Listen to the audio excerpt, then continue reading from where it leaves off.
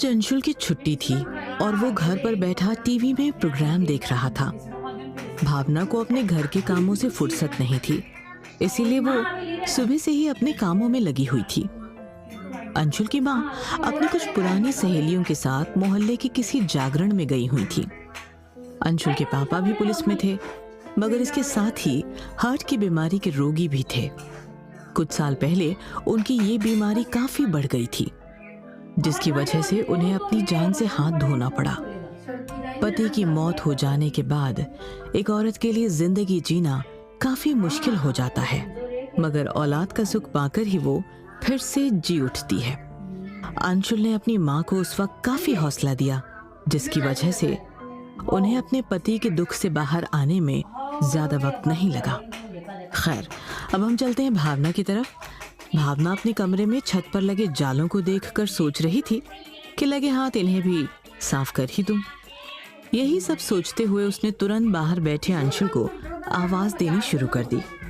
अरे सुनते हो, कहाँ बैठे हैं आप?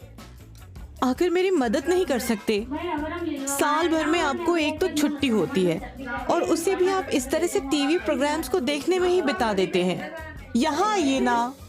अंशुल ने भी अंदर आते हुए जवाब दिया। क्या यार, तुमने अच्छा परेशान करके रखा है। हाँ बोलो, क्या है? वो देखिए, ऊपर जाले लगे हैं और मुझे वो साफ करने हैं। तो आप जरा जाकर एक बेंच ले आइए ना, जिससे मैं ऊपर चढ़कर उन जालों को जरा साफ कर लूं। भावना की बात सुनते ही अंशुल बिना कुछ बोले वहां से चला गया और कुछ वक्त में ही एक पतला बेंच लेकर लौट आया।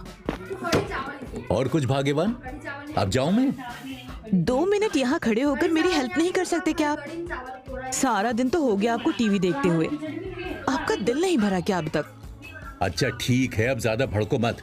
ला 2 हाथ और चढ़ो ऊपर। इसके बाद भावना ने भी मुस्कुराते हुए अंशुल का हाथ पकड़ा और बेंच पर झाड़ू लेकर खड़ी हो गई।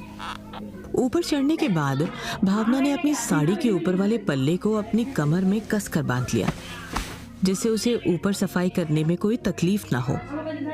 अब भावना एक हाथ से झाड़ू के साथ जाले साफ कर रही थी और दूसरे हाथ से उसने अंशुल का हाथ पकड़ा हुआ था। मगर भावना की ऐसी तस्वीर देखकर अंशुल के मन में उसके प्रति दबा हुआ प्यार उमड़ने लगा।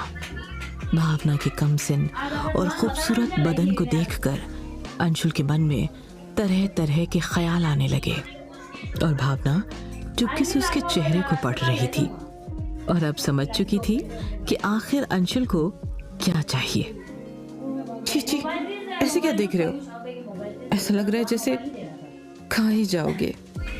इतना सुनते ही अंशुल ने भावना को कमर से पकड़ लिया और भावना भी तुरंत अंशुल के ऊपर चढ़ गई और भावना अंशुल के ऊपर इस तरह से लद गई जैसे विक्रम पर बेताल।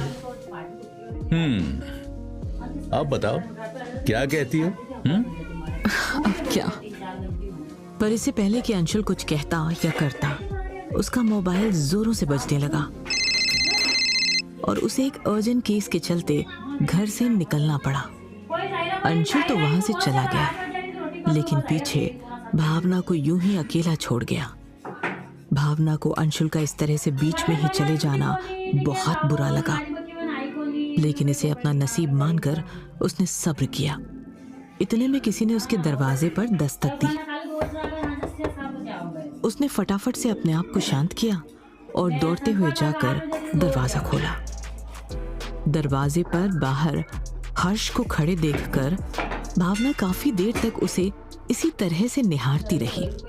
हर्ष भावना का पड़ोसी, इसे यहाँ आए अभी 3 ही महीने हुए थे, लेकिन भावना से इसकी दोस्ती कुछ इस हद तक हो गई थी कि दोनों में अक्सर बातें होती ही रहती थीं।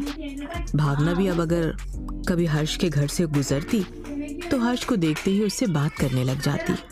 हर्ष एक 21 साल का यंग लड़का था, दिखने में काफी हैंडसम था, पर उसकी आंखों पर लगा नजर का चश्मा बताता था कि वो एक निहायती शरीफ लड़का है। पर ऐसा सिर्फ देखने में ही था। मोहल्ले के हर एक नौजवान आदमी के साथ साथ हर्ष भी भावना के हुस्न का दीवाना था। भावना ने जल्द ही अपनी मदहोशी तोड़ी और हर्ष से सवाल करते हुए कहा, अरे आओ हर्ष, कहो कैसे आना हुआ। हर्ष ने ये सुनकर अपने हाथ में लिए हुए एक बड़े से कटोरे को भावना की तरफ बढ़ा दिया और कहा, भाभी जी, वो मैं चाय बनाने जा रहा था।